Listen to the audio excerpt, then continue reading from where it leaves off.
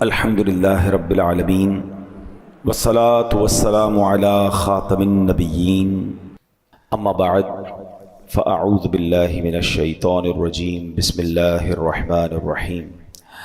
پڑھیے الصلاة والسلام علیک یا رسول اللہ وعلی آلک واصحابک یا حبیب اللہ۔ الصلاة والسلام علیک یا نبی اللہ وَعَلَىٰ آلِكَ وَأَصْحَابِكَ يَا نور اللہ۔ درود پاک کے بے شمار فضائل و برکات ہیں، لیکن درود پاک کو آرڈنری لے لینا، درود پاک کو آپ یوں سمجھیں کہ ایک گرانٹڈ لے لینا، پڑھ لیا تو ٹھیک ہے، نہیں پڑھا تو کوئی بات نہیں، ایسا نہیں ہے۔ درود پاک ایک بڑا امپورٹنٹ وظیفہ ہے۔ اب میں جو حدیث سنانے جا رہا ہوں اس میں آپ کو 3 اہم چیزیں پتہ چلیں گی۔ سرکار دو عالم صلی اللہ تعالیٰ علیہ وسلم کا فرمان عالی شان ہے، جس نے ماہ رمضان کو پایا اور اس کے روزے نہ رکھے وہ بدبخت ہے۔ ٹھیک ہے، رمضان کو ہم نے اگر حاصل کرنا ہے تو پھر اس کی خوب قدر بھی کرنی ہے۔ آقا علیہ الصلوۃ والسلام فرماتے ہیں، جس نے اپنے والدین یا کسی ایک کو پایا اور ان کے ساتھ اچھا سلوک نہ کیا وہ بھی بدبخت ہے۔ یہ بھی سوچنا ہے۔ پھر آقا فرماتے ہیں کہ اور جس کے پاس میرا ذکر ہوا اس نے مجھ پر درود نہ پڑھا وہ بھی بدبخت ہے۔ اب آپ غور کریں، یہ 3 چیزیں، اب نبی پاک جس کو بدبخت کہہ دیں تو پھر تو گئے نا۔ تو ماں باپ کی قدر، نبی پاک کا ذکر خیر ہو، فوراً درود پاک صلی اللہ تعالی علی محمد صلی اللہ علیہ وسلم۔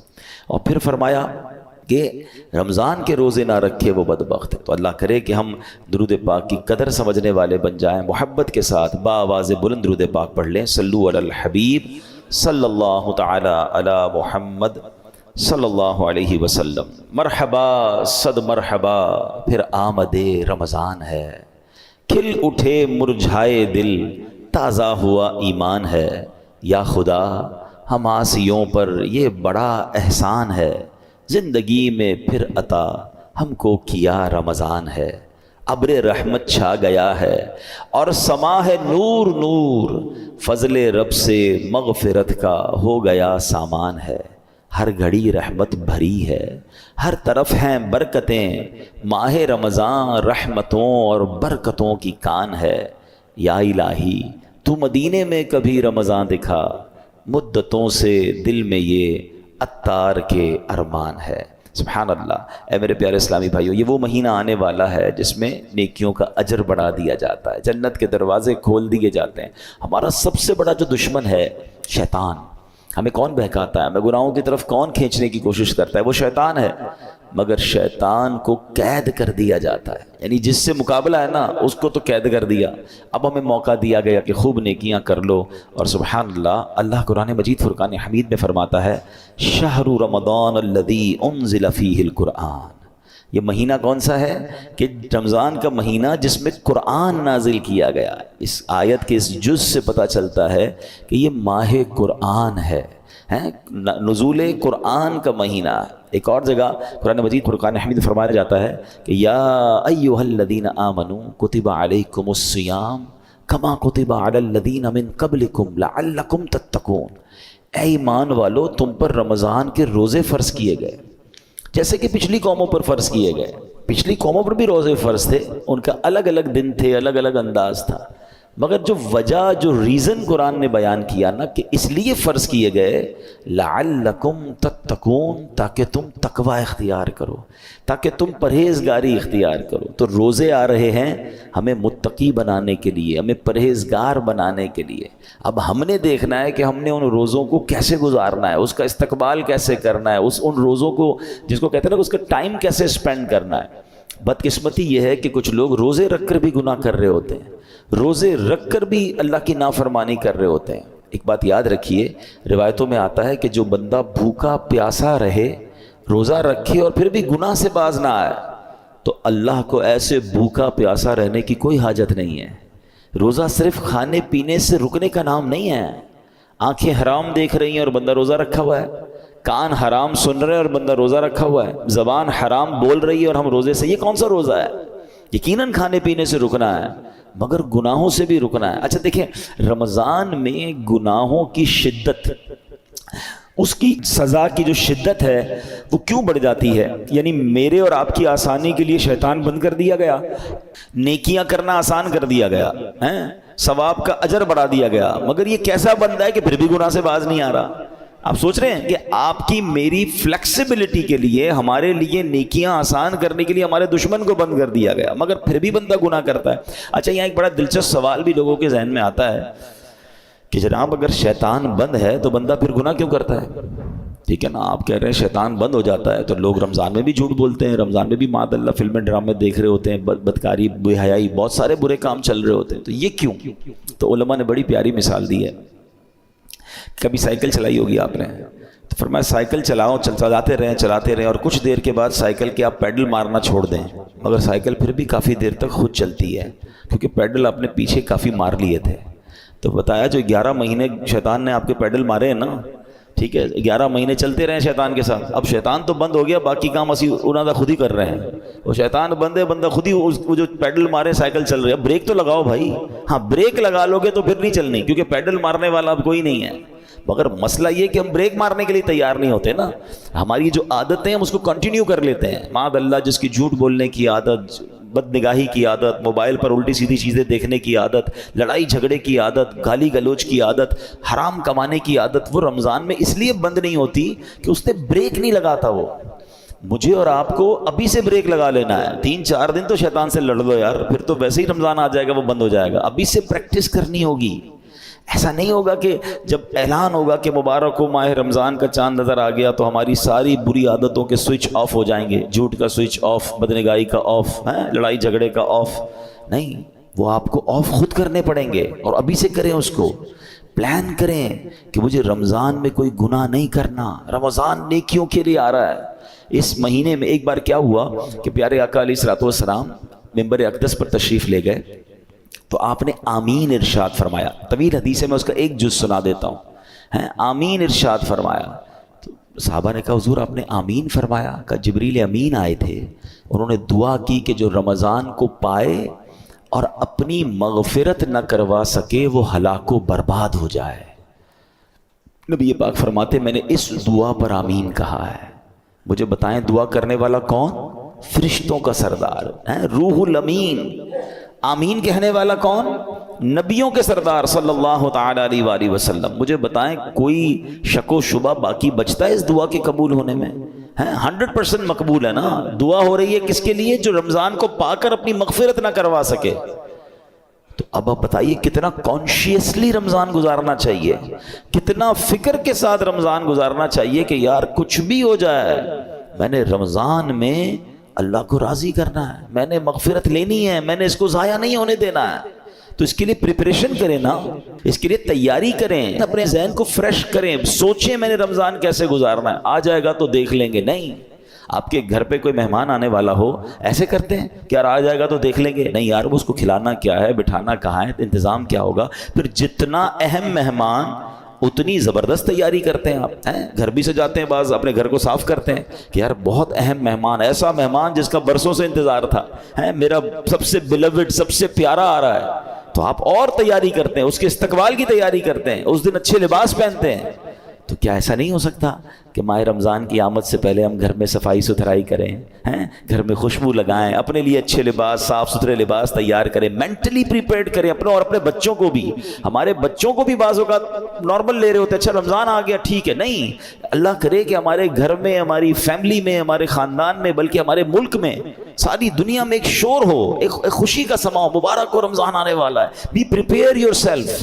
صحابہ اکرام پریپریشن کرتے تھے۔ آپ کو پتہ ہے لوگ اپنے کاروبار سمیٹنا شروع کر دیتے تھے کہ یار رمضان میں زیادہ کام نہیں کرنا ہے، پیسے دینے تو دے دیے، لینے ہیں تو لے لیے۔ یہاں تک کہ جو حکام ہوتے تھے، جو ججز ہوتے تھے، جن کو معاف کرنا ہوتا تو معاف کر دیتے تھے، جن کو سزا دینی ہوتی تھی، یعنی جو چاہتے تھے کہ رمضان سے پہلے چیزیں کمپائل ہو جائیں اور پھر ہمارا فوکس جو ہے وہ رمضان میں عبادت پر رہے۔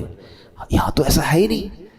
کچھ لوگوں کو تو پرواہ ہی نہیں، بلکہ الٹا ہو رہا ہے۔ کچھ لوگ ہو سکتا ہے کہ رمضان میں زیادہ پیسے کیسے کمانے اس کی تیاری میں لگے ہوئے ہوں گے، کچھ یہ بھی پریپریشن چل رہی ہوگی، یہ بھی سٹاک لے لو، یہ بھی خرید لو، اس کے ریٹ بڑھ جائیں گے، اس کو جناب اس میں بہت کمائیں گے، پھر آخری عشرے میں الگ کمائیں گے۔ رمضان کاروبار کے لیے نہیں، رمضان کھانے پینے کے لیے نہیں، رمضان تو مغفرت کروانے آ رہا ہے۔ آپ کو پتہ ہے پچھلے رمضان میں کئی لوگ ہمارے ساتھ تھے، وہ آج ہمارے ساتھ نہیں ہیں۔ ہمیں کیا معلوم، پہلے تو اللہ سے یہ دعا کرتے ہیں کہ یا اللہ خیر سے عافیت سے ہمیں رمضان سے ملا دے۔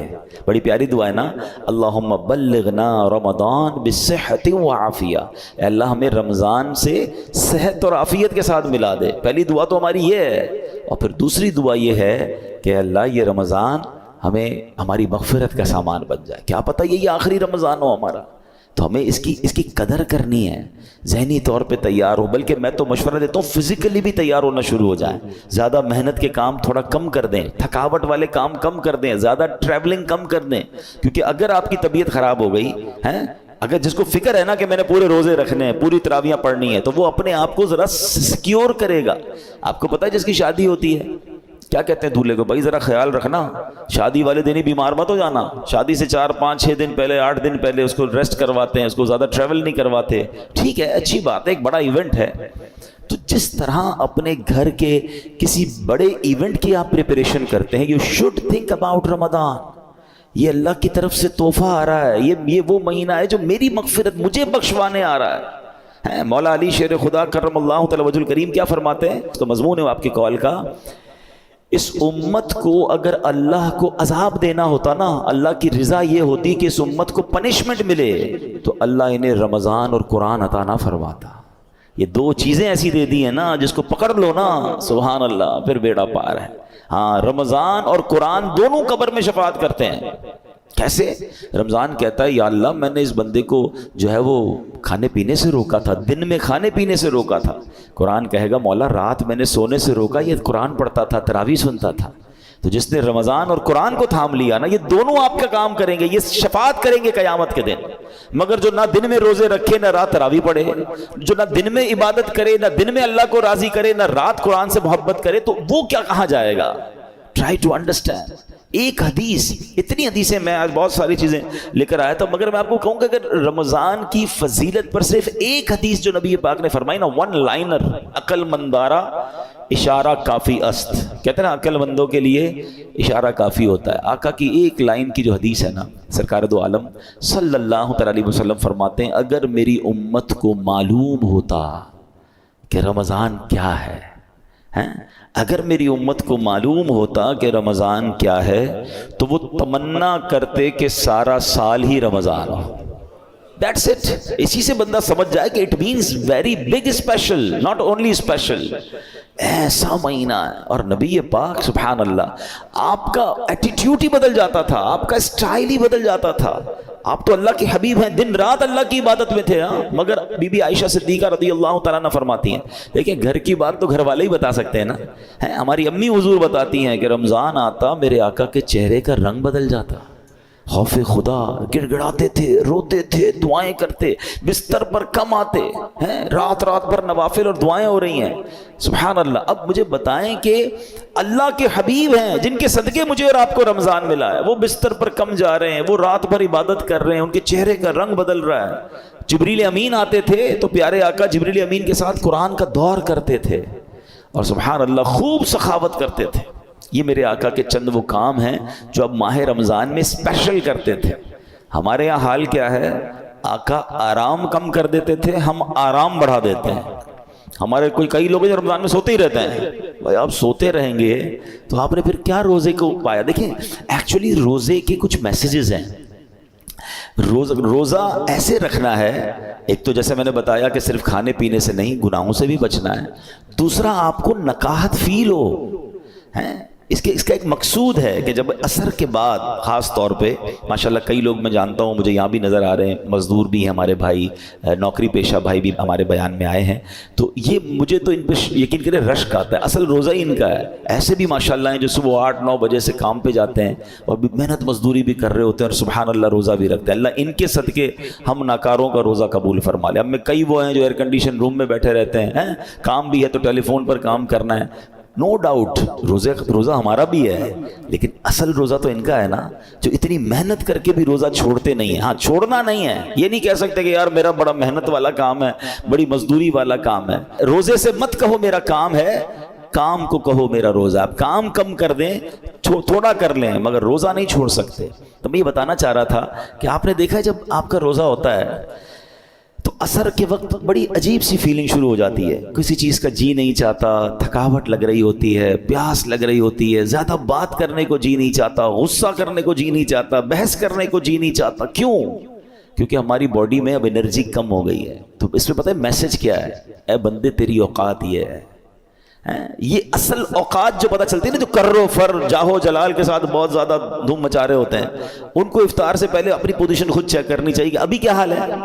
اور یہ صرف 12-15 گھنٹوں کی مار ہے. اللہ پاک چاہے تو تمہیں ساری زندگی ایسے رکھ سکتا ہے نا. افطار کے بعد سیٹ ہو جاتے ہو, لیکن یہ افطار سے پہلے کی کیفیت عاجزی کی کیفیت ہے. بندہ سمجھے کہ یہ میری اوقات ہے. دیکھیں اللہ کرے میسج لینے والے بنے ہم, ورنہ نہیں لینے والے تو کچھ نہیں لیتے. اسی طرح جب میں اور آپ بیمار ہوتے ہیں, ہلکا سا بخار ہو جائے, پیٹ خراب ہو جائے, وہ کہتے ہیں نا پنجابی میں لگ پتا جاتا ہے ساڑی اوقات کی ہے. نہ بستر سے کھڑے ہونے کی ہمت, نہ بات کرنے کی ہمت, سردی لگ رہی ہے تو گھر والے کمبل اڑا رہے ہیں. کیسا بندہ جس کے جناب جاہو جلال, جس کے روب و دبدبا ہے, بالکل ایسا ہو جاتا ہے کسی کام کا ہی نہیں ہوتا ہے. لیکن بات یہ کہ اس سے بندہ میسج تو لے کہ یہ میری اوقات یار. ایک بخار, ایک پیٹ کا درد, ایک جناب گڑبڑ ہوئی طبیعت میں, بالکل میں تو 1 2 3 ہو گیا. تو میسج لو اس سے کہ یہ میری اوقات ہے. میں کس بات کا جناب اتراتا ہوں, کس بات کا کرتا ہوں. میرا رب چاہے تو ساری میری انرجی مجھ سے واپس لے سکتا ہے. پھر روزے میں افطار سے پہلے ایک اور میسج لینا ہے. وہ میسج یہ ہے کہ ہمیں یہ پتا چلتا ہے کہ بھوک کیسا بندے کو توڑ دیتی ہے. ہمیں پتا ہے ہم افطار کے بعد کھانا کھا لیں گے, مگر کئی بیچارے وہ ہوتے ہیں جو سارا سال بھوکے ہیں. کئی بار مہینے میں جن کے گھر میں روٹی نہیں پکتی ہے, ان کا تو گویا روز ہی روزہ ہے نا. وہ تو روز اس کمزوری سے گزر رہے ہیں. کئی بچے ہیں جن کو پورا کھانا نہیں مل رہا. پاکستان کی تو رپورٹ آئی تھی کہ کئی بچے ہیں جن کو پراپر نیوٹریشن ہی نہیں ملتا. وہ بڑے نہیں ہو پاتے, ان کی نشو نمائی نہیں ہو پا رہی, کیونکہ نہ ان کو پروٹین مل رہا ہے, نہ ان کو دودھ مل رہا ہے, نہ ان کو غذا مل رہی ہے.